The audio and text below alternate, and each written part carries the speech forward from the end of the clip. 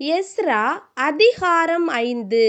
அப்பொழுது ஆகாப் தீர்க்கதரிசியும் இத்தோவின் குமாரனாகிய சகரியா என்னும் தீர்க்கதரிசியும் யூதாவிலும் எருசலேமிலுமுள்ள யூதருக்கு இஸ்ரவேல் தேவனின் நாமத்திலே தீர்க்கதரிசனம் சொன்னார்கள்.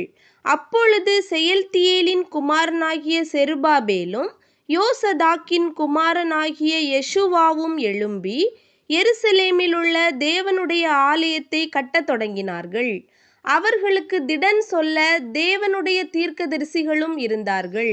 அக்காலத்திலே நதிக்கு இப்புறத்தில் இருக்கிற நாடுகளுக்கு அதிபதியாகிய தத்னாய் என்பவனும் சேத்தார் பொஸ்னாயும் அவர்கள் வகையராவும் அவர்களிடத்துக்கு வந்து, இந்த ஆலயத்தை கட்டவும் இந்த மதிலை எடுப்பிக்கவும் உங்களுக்கு கட்டளையிட்டவன் யார் என்று அவர்களை கேட்டார்கள்.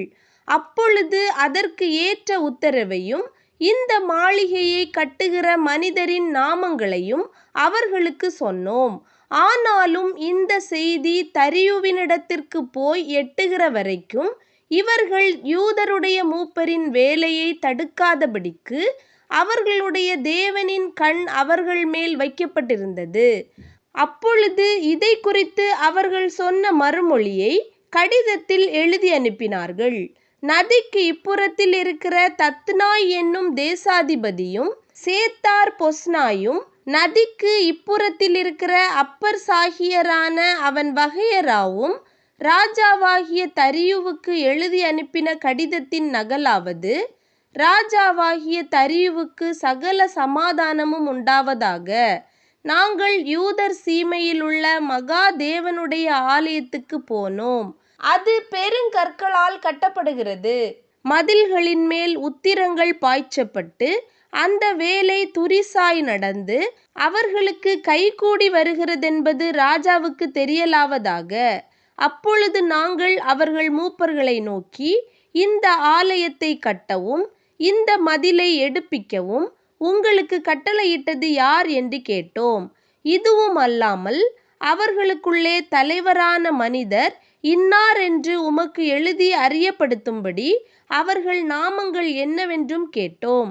அவர்கள் எங்களுக்கு பிரதியுத்தரமாக, நாங்கள் பரலோகத்துக்கும் பூலோகத்துக்கும் தேவனாயிருக்கிறவருக்கு அடியாராயிருந்து இஸ்ரவேலின் பெரிய ராஜா ஒருவன் அநேக வருஷங்களுக்கு முன்னே கட்டி தீர்த்த இந்த ஆலயத்தை நாங்கள் மறுபடியும் கட்டுகிறோம். எங்கள் பிதாக்கள் பரலோகத்தின் தேவனுக்கு கோபமூட்டினபடியினால் அவர் இவர்களை பாபிலோன் ராஜாவாகிய நேபுகாத் நேச்சார் என்னும் கல்தேயன் கையில் ஒப்புக்கொடுத்தார்.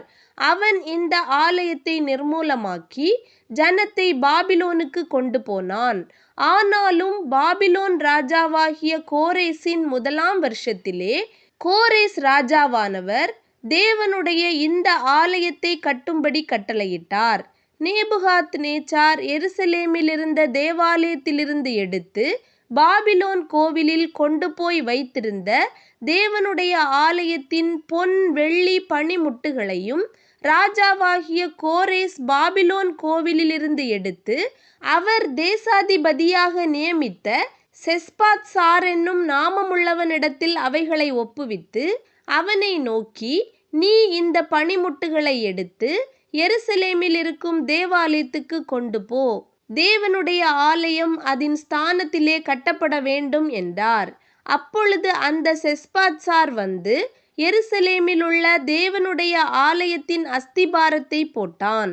அந்நாள் முதல் இதுவரைக்கும் அது கட்டப்பட்டு வருகிறது. அது இன்னும் முடியவில்லை என்றார்கள். இப்பொழுதும் ராஜாவுக்கு சித்தமாயிருந்தால் எருசலேமிலுள்ள தேவனுடைய ஆலயத்தை கட்ட ராஜாவாகிய கோரேஸ் கட்டளையிட்டதுண்டோ என்று பாபிலோனில் இருக்கிற ராஜாவின் கஜானாவிலே ஆராய்ந்து பார்க்கவும், இந்த விஷயத்தில் ராஜாவினுடைய சித்தம் இன்னதென்று எங்களுக்கு எழுதி அனுப்பவும் உத்தரவாக வேண்டும் என்று எழுதி அனுப்பினார்கள்.